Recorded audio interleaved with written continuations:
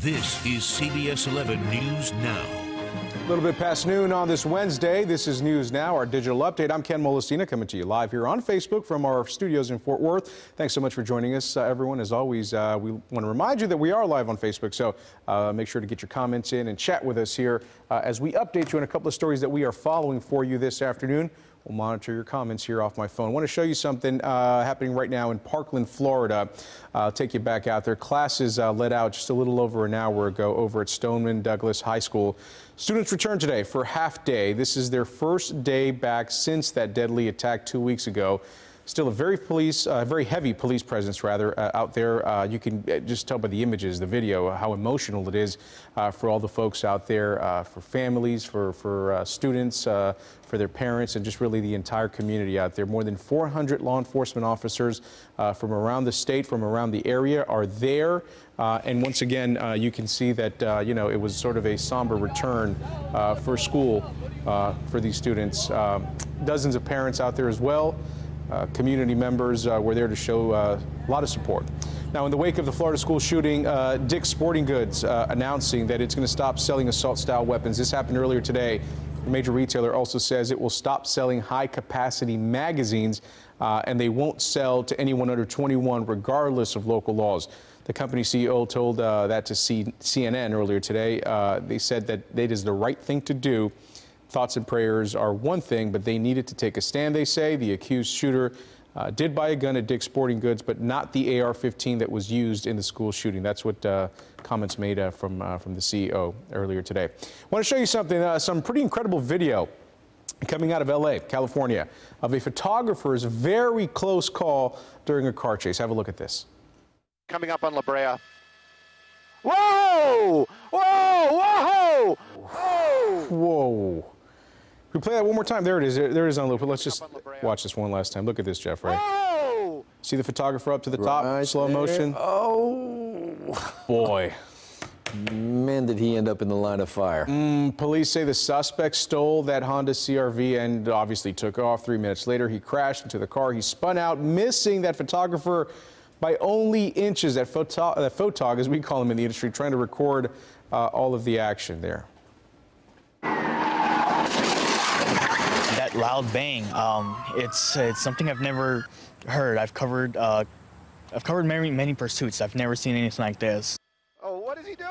Oh, boy. I can't get over that. That was really close. We work in the news industry. A lot of us know these photographers. They'll get into some situations here to get the video that we need for the stories. But this here, I mean, that was close. My goodness. All right. Well, the suspect got out of the car. He attempted to casually walk away, but he eventually did turn himself into police. The photographer says he had some debris that hit his leg. He's feeling fine. You saw him talking there, giving an interview. And, of course, he's feeling very, very lucky, Jeffrey. Well, that's frightening. Frightening to watch. Yeah, no kidding. All right, let's talk a little bit about this wet weather today again, because it's like the same broken record at this point. Well, we did get a couple of days of sunshine, let's not forget. Yeah, well. Yeah, and then it was over. Enough. Yeah, then the last 2 days dreary, another day of rain. Then it looks like it's going to dry out tomorrow.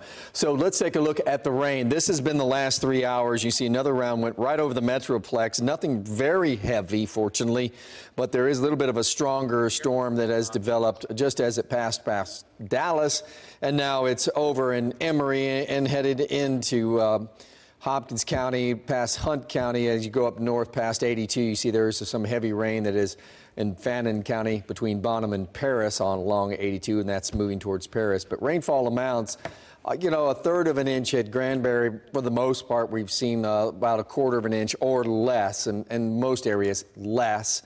That's good news when you see the flood risk that we've been under. We're going to get another round of severe weather, and it's going to be this afternoon.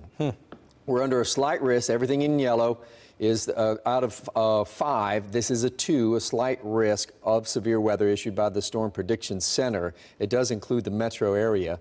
Our main concerns will be quarter-size hail and damaging winds 60 miles an hour. There is a tornado risk. It is small, but there is one. The flooding risk is small despite all the rain, only because these storms will be moving very quickly as they develop. So this is about 7 p.m. and you see the line of thunderstorms that will have developed maybe just to the west of the Metroplex and then move over us across the early evening hours as they roll off to the east. They'll go through a period of intensification. That's when we will have the severe weather threat, maybe even see the hail. And then as they go further into the night, now this is at 10 o'clock and they're still going strong, but once past that, I think they'll start to weaken rapidly. Past midnight, they'll start to push away out of North Texas, and we'll wake up tomorrow morning with a dry morning, anticipating a sunshine tomorrow and temperatures, though a little bit cooler, getting into the low 60s, which I believe by all standards would still be considered a pretty nice day, given the time that it is still the last day of February in meteorological winter. Yeah, hey, let's see if we can take some live cameras from across the Metroplex, guys back there, if we can punch some of those up. Just a little round robin around the horn here of the Metroplex. So you can see the lower clouds off to the east. That's where the rain leaving, because that's our camera here in the studio looking east. Yeah. And that rain is now east of Dallas. There it is. All right, let's see. There's Arlington, AT&T Stadium. I'll tell you what, I mean, it really has looked like that, except for Monday, really. I mean, and Monday, Sunday. Yeah, well, and Sunday. Sunday was a gorgeous day. Yeah, Sunday was a gorgeous day, but other than that, I mean, let's not forget when the sun comes out. It's easy to do. This view seems to be burned into my brain, though. Well, so we need some sun. We went 9 days in a row, basically, looking just like this. Yeah. And that included 6 inches of rain spread over 5 days. Yeah. Then we had 2 sunny days, and now we've had these last 2 days where we've had more rain and clouds and several waves of rain. And this looks to be one more day of that before we go into what I would describe as a reasonably dry pattern. Okay. Even though we're going to have scattered thunderstorms in the forecast over the weekend, there's only a 20% chance. And for the most part, as I look at 10 days, because that's what we often do, you know, we look way out looking for basic weather patterns. And it looked like, though it's not necessarily warm the first week of March, it's not necessarily dry, wet either. Okay. So we might actually get a break from the rain and rain. Though, to be honest with you, Ken, it's difficult to live in North Texas and curse the rain. Yeah, well, yeah, you're right. No, you're right. I get it. It's just, I guess, for selfishly, you know, some of us are. Well, days and days of it. I get, you know, the mental. See some sun out here, but no, we need it. I mean, and it's welcome. It's recharging the lakes, you know, which have been in fine shape all through the year, actually. And we might have a potential problem with this, and this is something down the road. When I say down the road, maybe 30 days, is that normally they draw down our reserves going into spring. So they'll bring those lake levels down so they accept the spring rains, because May is our wettest month usually. Sure. So what will happen is that if we get into some really wet weather in March and May, we might not have the capacity to hold it. We could get into some flooding issues, not just in rivers, but in the lakes themselves. Yeah, okay. Yeah, good to point that out. All right, cool, Jeff.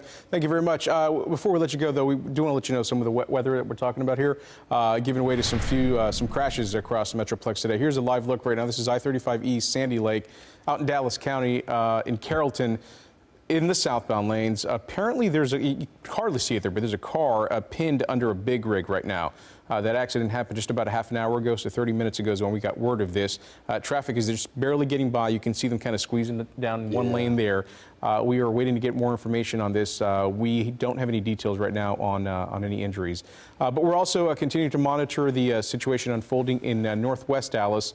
Another round of evacuations this morning. This is something that we have a reporter on. Didn't want to say goodbye here without letting you know about this, because there have been another set of homes that have been evacuated. This all following Friday's deadly explosion. Atmos crews there are repairing 2.5 miles of natural gas lines. And of course, we're going to have a whole lot more on this in our newscast a little later on. Robbie Owens is out there working that story, so we're going to hear from her a little bit later on. But for right now, folks, we do want to say thanks so much for tuning in to this News Now digital update. We will see you back here around 3 o'clock. In the meantime, check us out online, cbsdfw.com. Talk to you soon, guys. Thank you.